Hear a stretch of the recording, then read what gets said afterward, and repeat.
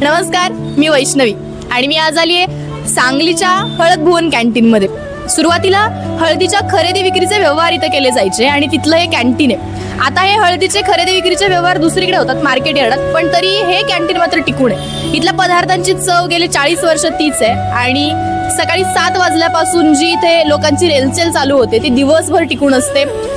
साबुदाणा खिचडी, पुलाव, पोहे, मिसळ असे अनेक पदार्थ मिळतात आणि इथलं ताक आहा काय चव आहे. आणि खूप लोकांनी सुचवलं आणि म्हणून मी आज पहिल्यांदा हळद भुवनच्या कॅन्टीनमध्ये आले आणि मी तर पोहे आणि मिसळ ट्राय करणार आहे. बघूया कसे आहेत पदार्थ, बघूयात काय काय आवडते.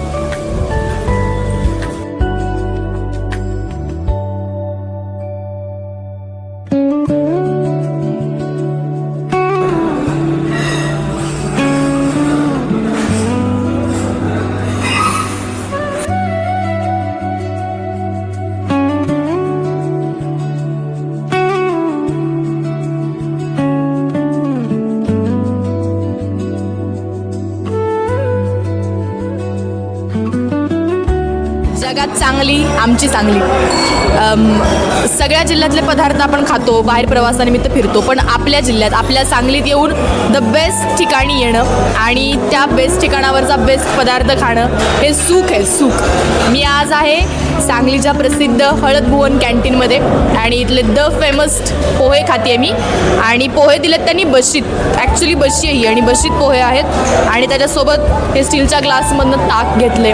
तर ह्याच्याबद्दल ऐकलंय खूप, पण सांगलीत येऊन हळद भुवनच्या कॅन्टीनमध्ये पोहे खाणं कधी योग आला नाही. आज मी पहिल्यांदा खाते, बघू कसे वाटतात.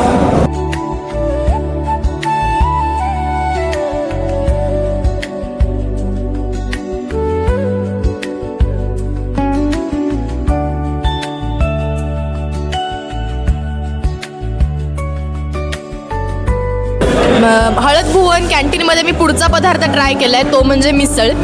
आणि ही मिसळ झणझणीत एकदम भारी तर्री असलेली चविष्ट तर आहेच, पण एक कौतुक वाटलं मला किंवा याचं वैशिष्ट्य म्हणा की कोल्हापूर आणि पुण्याचं एक द्वंद्व चाललेलं असतं की मिसळसोबत काय द्यायचं, पेटी पाव द्यायचा की स्लाईस ब्रेड द्यायचा.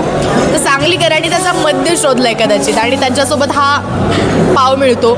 या पावाला काय म्हणतात किंवा तो कसा कापला याच्याबद्दल मला माहिती नाही आहे, मी विचारेन काउंटरवर जाताना.